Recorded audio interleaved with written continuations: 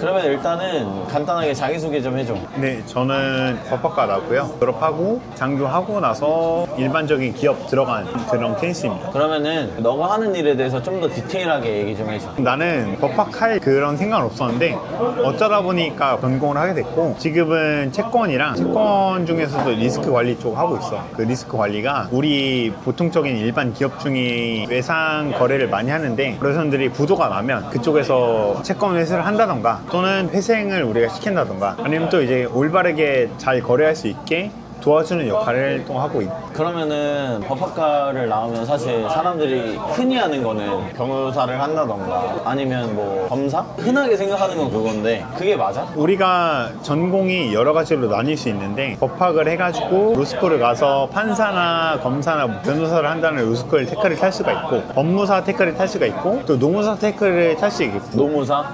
감정평가사나 뭐 이런 거는 또 경영학과 이쪽을 탈 수 있으니까 뭐 이쪽을 할 수 있는데, 나는 회사 테크를 타는 그런 거니까 그쪽 전문직이랑은 좀 다르다고 볼 수 있긴 하지.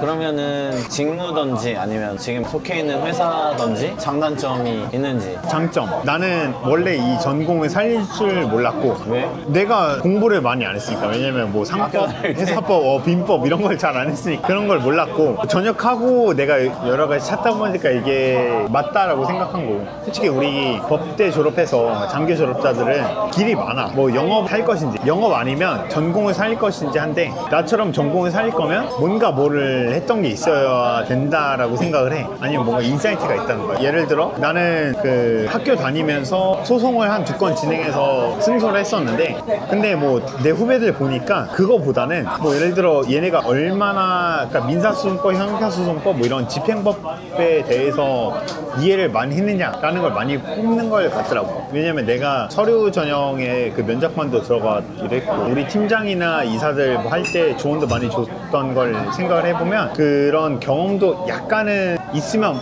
플러스가 많이 됐고, 비슷한 경험이 있으면 또 가점을 많이 받는 그런 추세이기도 했지. 장교 출신들은 뭔가 좀 다른 테크를 타는 게 있나? 내가 봤을 때는 진로가 달라질 수 있다고 생각을 하는 게, 전투병과 장교들은 내가 지금 방산회사를 다니다 보니까 거기는 서로 끌어주는 게 있어. 왜냐면 본인들이 임기제다 보니까 임기가 끝나면 다른 장교를 끌어주거나 그런 것도 있고, 아니면 아예 내가 사관학교를 졸업을 했다던가 아니면 뭐 단기 장교를 해서 졸업을 했으면 이 연계된 거를 인정받고 싶어해. 경력이나 아니면 어떻게든 빨리 취업을 받고 싶어 해가지고 초임이라도 상관없단 말이지. 그럴 때 이제 서로 이제 이끌어 주는 거지. 내가 어느 학교에 나왔고, 아니면 또 학군사관 몇 기, 사관학교 몇 기, 학사장교 몇 기 이러면 내가 너 이렇게 끌어줄게.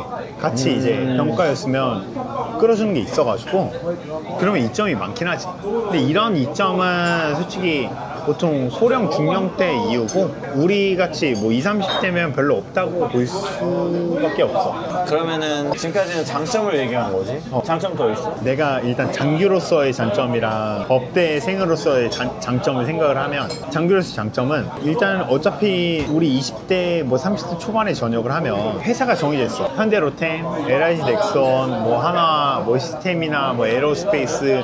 그러면 그쪽에서 서로 끌어주는 거는 한정적이야, 내가 봤을 때는. 그거를 무기로 삼아서 애초에 신입으로 지원을 해. 신입으로 해도 30살, 31살, 29, 28이면 어차피 신입이랑 나이가 똑같으니까 뽑힐 확률이 높으니까 오히려 그렇게 가는 게 맞고, 만약에 본인이 나이가 있다, 대위인데 소령 진급을 못했다, 본인 병과가 있는 선배들을 찾거나 아니면 거기서 이제 특기를 정해가지고 이쪽에 그 자소서를 써서 본인의 특기를 내야 되지. 특수하게 강조를 했어. 어떻게 보면은 그냥 연으로 이렇게 가는 게. 방사는 약간 그런 게, 그 경력직은 어쩔 수 없고, 그리고 또 법대로 나눠서 생각을 하면 이 법대가 살아남기가 쉽지가 않아. 없어. 길이 어차피 전문직 아니면 일반적인 회사에서 컴플라이언스나 그냥 법무팀 그런 역할에서 채권 회수 뭐 이런 거밖에 없는데, 나는 두 가지 다 해본 입장에서 컴플라이언스나 뭐 이런 거는 다 어차피 나중에 로스쿨 변호사가 다 가져간다고 생각을 해. 근데 채권 회수나 채권 관련된 역할을 뭐 다들 채권 관련된 업무하면 뭐 내가 그 신용정보 업체 같이 가가지고 뭐 돈 따내고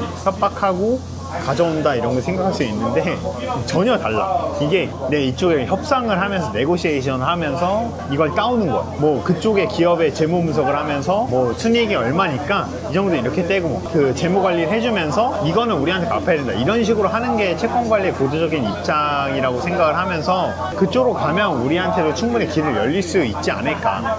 사실 그렇게 하는 사람들이 이직을 잘하고 많이 하고 능력을 인정받는 사람들이 우리 업계에서. 그러면은 이제 뭐 또 대략적인 연봉에 대해서 너도 회사를 이직을 했잖아. 뭐 거기는 얼마였다. 그 식품 업계로 치면 식품은 원래 짜. 식품의 장점은 진급이 빨라. 그 3년 하면 대리, 제조업은 4년 하면 대리, 6년 하면 과장. 과장 때보다 그 2년 차이가 나. 이렇게 치면 좋을 수 있는데 내가 24년에 선진해서 대리로 계약할 때 4,700 계약했거든. 근데 이쪽에서 계약할 때는 5,800이었거든. 근데 선진은 대리가 4,700이었어. 근데 여기 왔을 때는 사원이 5,680 뭐 이거였고, 근데 지금 내가 올해 그걸 다시 했잖아? 올해 다 하니까 10대랑 뭐 이런 거 다 하니까 7,400이야. 식품공학 쪽은 어쩔 수 없어. 선택하는 게 동서식품 KT인지 이런 거밖에 없어. 동서식품이 맥심 커피 만드는 거. 거기 장난 아니야. 식품업계 1타야. 식품이면 서울대 애들이 다 동서 가는 거야. 왜냐면 서울대 식품이 갈 게 없거든. 단점 얘기하다 말았구나. 단점 약간 그 내가 주도적으로 프로젝트를 할 수 없고 그게 굳어 있어. 차부장들이 당연히 하는 게 맞지.